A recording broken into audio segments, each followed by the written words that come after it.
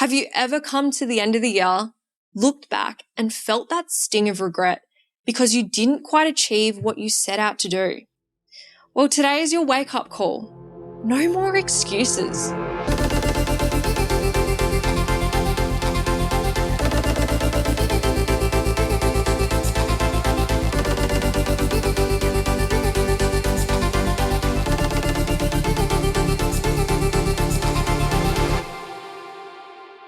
Welcome back to the Beauty Industry Leaders Podcast. I'm your host, Sammy Kennedy. Today, we're diving into a topic that hits home for so many of us, raising your standards for 2025. Let me ask you this. Have you ever come to the end of the year, looked back, and felt that sting of regret because you didn't quite achieve what you set out to do? Maybe things didn't go as planned. You swore you'd finally start that thing, but somehow time slipped away. And then the excuses start pouring in. I didn't have time.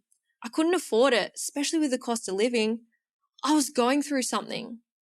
Sound familiar? Well, today is your wake-up call. No more excuses.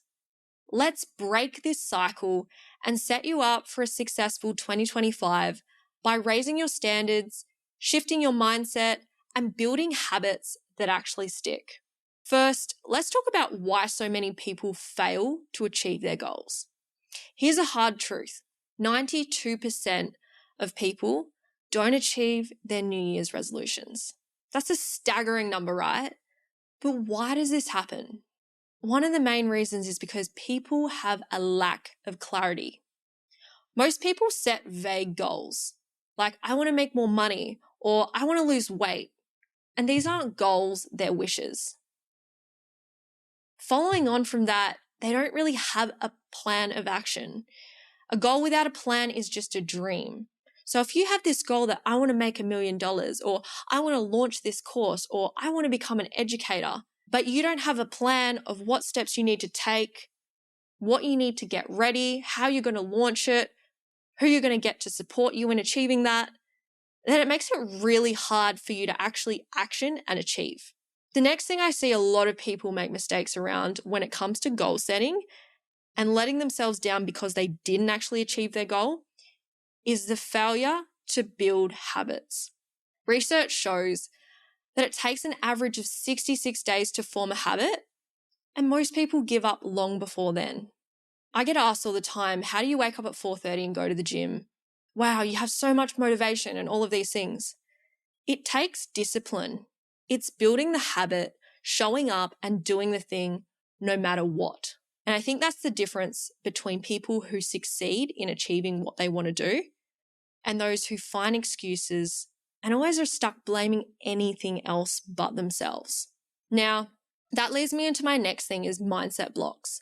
A lot of people don't achieve their goals because they have self-doubt, they're too scared of failing, and they let those limiting beliefs hold them back. And so when you put all these things in the mix together and you're sitting there going, okay, next year's going to be my year. I'm going to start doing the thing 1st of January, or I'll start on Monday, or I'll start at the start of next month. I really got to call you out and say, why not start today? Why do you have to wait to work towards your goals? Why do you have to wait to become the person you need to be to reach that point? Let me share this quote from Tony Robbins. If you want to change your life, you have to raise your standards. I'm going to say it again in case you didn't hear it and it hasn't sunk in. If you want to change your life, you have to raise your standards. This isn't just motivational bullshit. It's the truth. Your standards determine what you will and won't tolerate in your life. If you're not where you want to be, it's time to raise them.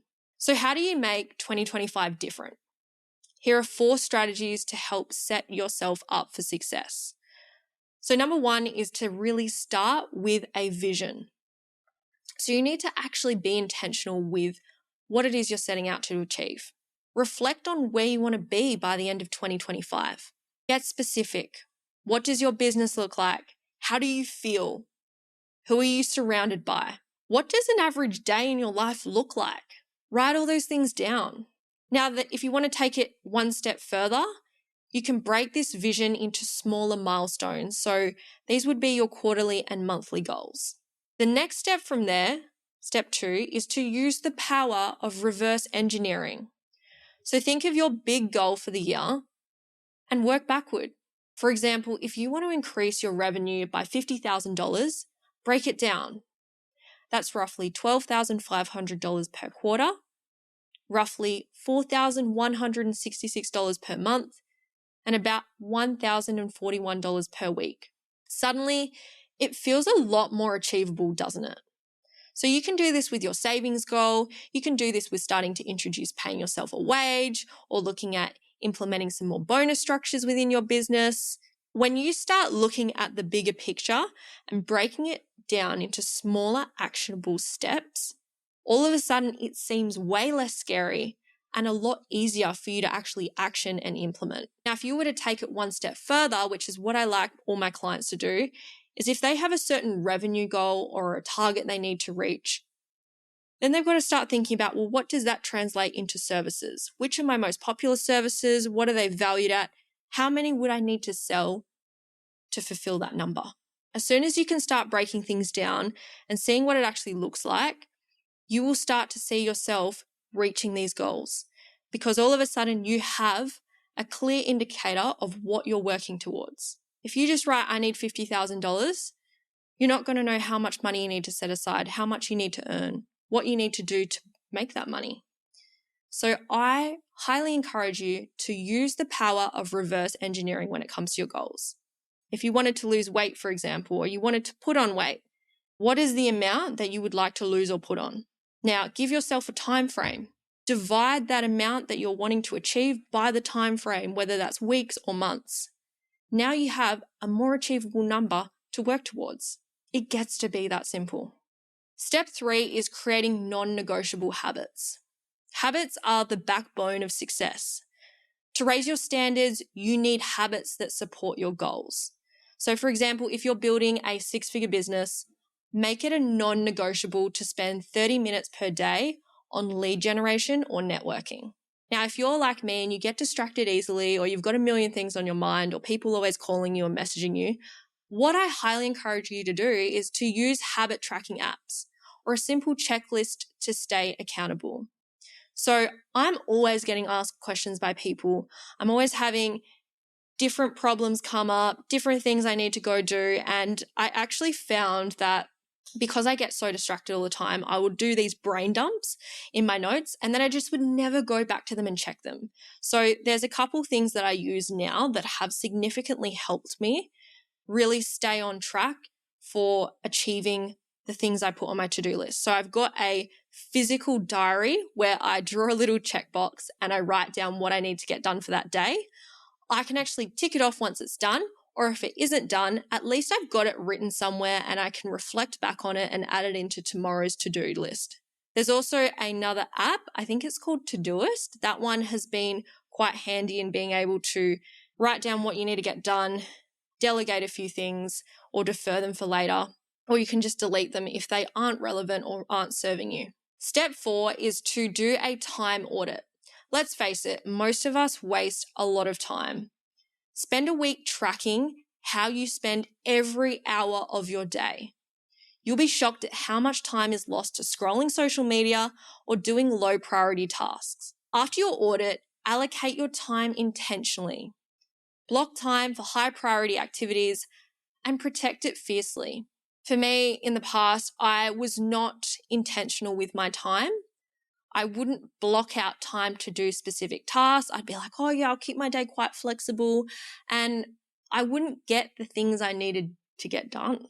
It's really easy to go, oh, I'll just catch up with this person for a coffee date, or, oh, I'll just respond to those emails. And it's like, maybe you actually need to sit down and do half an hour of lead generation. Maybe you need to go reconcile all your transactions in Xero. Maybe you needed to make sure you were reaching out to one of your employees who hasn't been performing well, and have that one-on-one with them. Like, it's really easy for you to procrastinate and get distracted by all the crazy things going on in life because you're not being intentional with the things you want to do. And so instead of actually getting the task done that move the needle in your business, you end up finding every excuse and opportunity to do something else. And so with your time, I always like to look at my business and go, what would I need to do to absolutely destroy my business? I'd have to stop talking to clients. I wouldn't be able to keep on top of my financials. I wouldn't do any marketing. And then I write down all these things and I think, okay, well, if those are the things that it takes to destroy my business, what are the things I need to do to make it thrive? And usually it's just the opposite of those things. And so once I've got a list of all those things, then I will sit down and go, where am I slotting time to do these tasks into my week? And so I make it a priority. So I stay on top of things and I'm always doing things to not only just work within the business, but also to grow the business. Now, with your time, it's easy to go, oh, that's just like a 5-minute task or a half an hour task. But until you actually track it, do it, and see how long it takes you, you're not going to be able to accurately say, yes, this is the amount of time it will take. And so once you've done your audit, really look at, am I setting up Google Calendar? Have I got reminders on those things? As someone who really struggled with planning, I hated planning. It felt claustrophobic. I was just like, go with the flow and all those things. I actually realized there is so much power in having a plan. And by me waking up in the morning and setting my intentions for the day, what are the 3 things that I need to get done today? And actually planning my weeks ahead, time blocking out in my calendar. When do I have meetings? When do I have time just for myself to process all the things that are going on? When do I have time to spend time with my partner or go see a friend? If you are intentional with the way you spend your time and how you set your weeks up for success, you're more likely to feel fulfilled, track towards your goals, and actually achieve them and create the life you want.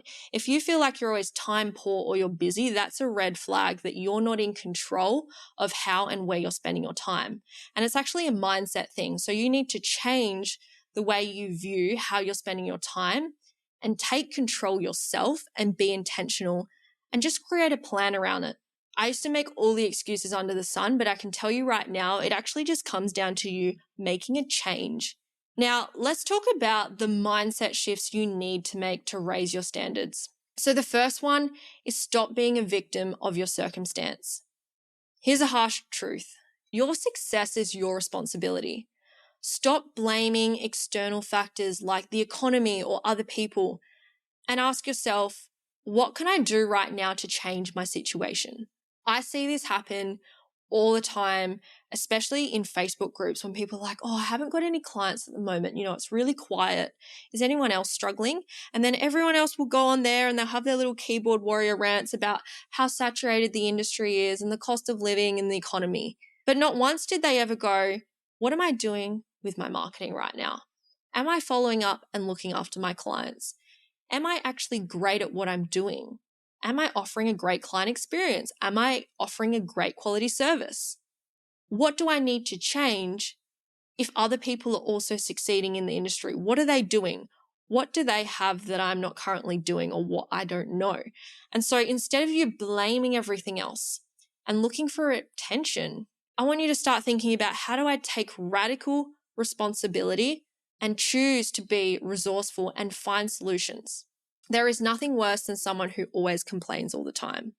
You know that friend who you go to catch up with and all they do is just talk about all their problems, all their excuses. They're blaming their friends, their colleagues, their parents, their partner for everything. And it's so clear to you that they are maybe the problem, but to them, they don't see it at all. Don't be that person, all right? I want you to start taking personal responsibility. Because when you start taking that personal responsibility, you are in control of the change within your life. You get to choose how you respond. You get to choose how you're going to show up differently. You get to choose your reality. And that is power. The next thing is committing to the long game. Success does not happen overnight. It is the result of consistent, deliberate action. Remember, small daily improvements lead to big results over time. Now, sometimes when you're in a rut, you might go down the rabbit hole of reading a bunch of self-help books, doing some personal development, and then going, oh my gosh, I've got all these things that I can do.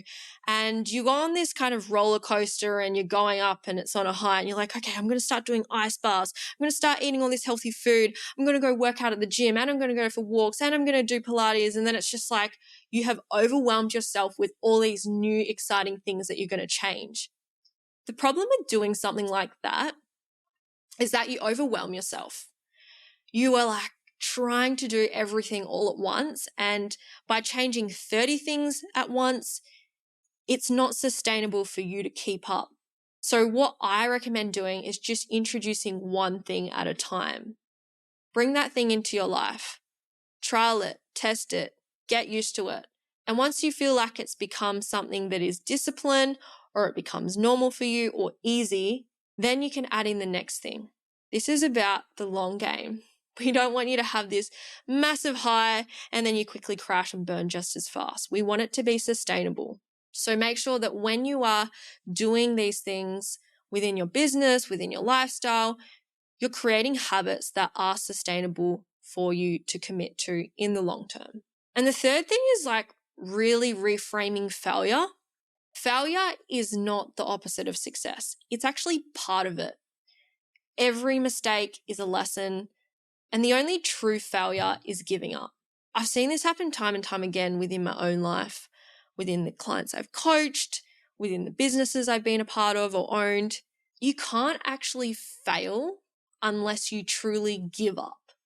Failure is like this feedback system. Every time you fail, you either learn a lesson of what you need to do to improve, or you just learn what to not do in the future. And so if you're failing a lot, you're learning a lot more. The people who never fail, I can tell you right now, they don't become successful. They play safe. They stay in the same lane, doing the same thing forever, and they don't get to experience the lessons and the growth that people who are going out and failing and making those mistakes do. Now, if you give up, if you walk away and you're like, nah, I'm done, you throw the towel in, then yes, you have failed. You've chosen to fail. But I think if you can start looking at the times you've made mistakes, the challenges you've had to overcome, and look for the lesson, look for the areas to improve, you're going to have an unfair advantage over everyone else who isn't going out and making those mistakes. Now, like I was saying before, time is your most valuable resource, so use it wisely. Here is how to be intentional. So like I mentioned before, you really want to set daily priorities. So every morning, identify your top 3 priorities for the day. Focus on these first before moving on to anything else. So what you might do is take it one step further. Put your phone on do not disturb or airplane mode if you have to. Sit down and do the tasks that you have set out to do. Don't jump on social media. Don't open up your emails. Don't let anything distract you that you know is going to easily take your energy and focus away. You want to get these things done before you move on to anything else. And what this will do is if you set those priorities and you work on them first thing in the morning, you're going to have a sense of accomplishment, and that's going to set your mind up for focus and intention after. So by you just doing that one thing in the morning, getting clear and following a system that you're creating for yourself, you'll find everything else flows really easily afterwards. And that's what it's like for me when I go to the gym. So I get up, I go to the gym, I've done my workout, tick, tick, and then I go to the coffee shop. I sit down, have a coffee, do 15 minutes of journaling. And what I've done is I've created this ritual. And with this ritual, this is my morning ritual for success. So this is what works for me. As long as I'm following that flow, everything else in my day gets to be a lot easier. If I don't do those things, I feel like my whole day's out of whack. I can't focus. My energy levels are all weird. My mind's in another space. And so I think for you, it's coming down to what are you doing to set your day up for success as well. So it's making sure you're not going to bed really late. It's making sure that you're eating well. It's making sure that you're doing all those little things for self-care as well, not just trying to fill up your day with constantly working. The next thing is like batching those tasks. So if you've got similar tasks, do them together. So for example, dedicate one block of time to answering emails and another for content creation. Avoid switching between tasks. It literally kills productivity. So for me, I know if I'm sitting down and doing copywriting and then I'm trying to script podcast episodes and I decide, oh, I'm just going to respond to an email, my mind just goes to another place and I can't get back into that flow. So sometimes when I'm working with clients, I tell them, choose a specific day in the week and dedicate that day, like a few hours within it, to do that thing. So Monday might be you're reconciling all your transactions, you're going over your finances, you're looking at your cash flow. Tuesday might be all things content creation. So instead of you going, I'm going to do an hour of finance and then I'm going to do an hour of marketing, you just keep that one day to doing similar tasks. And that way you'll be able to keep your flow and your focus in check. Something that I have struggled to do, but I'm getting a lot better at doing now, is learning to say no. You know, when you say yes to everything, it just dilutes your focus. You have to be selective about where and who you spend your time and energy with. You know, in a beauty business setting, it's that client that asked you for the late night appointment, or it's someone who says, hey, can you go pick this up for me or do this thing? Or, you know, can you look after the kids or anything like that? And it's just like, if you don't want to do it and you don't have the energetic capacity to show up and do that thing, don't be a people pleaser. It is okay to be selfish and put yourselves first. Because if you can't fill up your own cup first, then you can't pour into everyone else's. And I think that sometimes we are trying to do it all. We're trying to say yes to everything. We think everything's going to be an opportunity.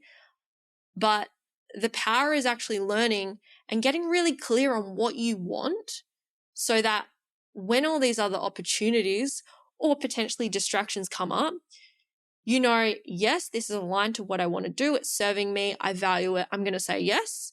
Or if it's something that you're not really interested in, you don't have the time and energy for, nor do you want to do, you can confidently say no and respect your own personal boundaries. Now, the last thing is really scheduling in downtime.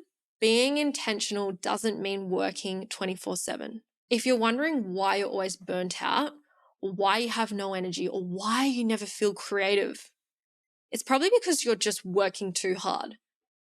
So I started working with a mindset coach this year because obviously I was going through a lot of financial stress and just kind of burning the candle from both ends. And the consistent advice I was given was to actually slow down and take some time for myself. And I was so resistant to that. I was like, I don't have time to slow down right now. There's too much going on. And you know, you're working 14-hour days some days and you're wondering, oh, how do I make it all work? I've got my business, I've got another business. And what I realized is that when I was at my happiest, when I was doing the best I was in business and my clients were getting the best results, it was actually last summer.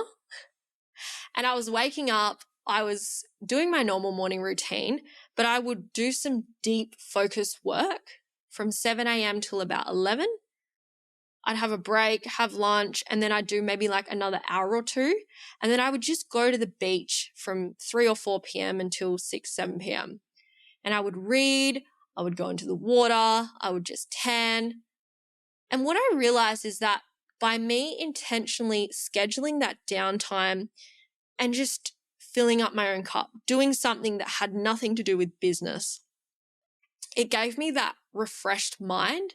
And I was far more productive. I got the most done when I was working the least. And I know you might be listening to this and thinking, oh, but I have clients, you know, I can't just do what you do. And I hear that from everyone, right? I don't have the time for it. I can't just do that. But it's like, yes, you can.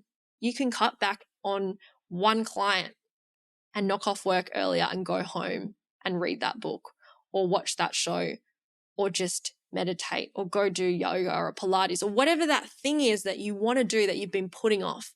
Like, you need a hobby. And for me, my hobbies were always just other businesses. And that isn't healthy. You know, you really need something that is fun and brings you joy. And if you're not doing that, and if you're coming up with excuses saying, I haven't got time, I can't do it, you need to change your priorities, because this is where the burnout happens. When you're doing everything for the business, you're doing everything for everyone else, but you fail to take any time for yourself. And life is worth living when you're getting to spend the time doing the things you love. And so you've got to also take that time to get clear on what it is that makes you happy, what brings you fulfillment, and set the time aside in your week to go and do that. 2025 is just around the corner, and it's time to make it your best year yet. Remember that raising your standards isn't about perfection, it's about commitment. Commit to your goals, your habits, and your growth. If this episode resonated with you, I challenge you to take action. Write down one standard you're raising for yourself in 2025 and DM me to share it. Let's make this year the year you finally become the leader you've always wanted to be. Thank you for tuning in to Beauty Industry Leaders. Don't forget to subscribe and share this episode with someone who needs to hear it. Until next time, keep raising those standards and creating the life and business you deserve. Audience exclusive.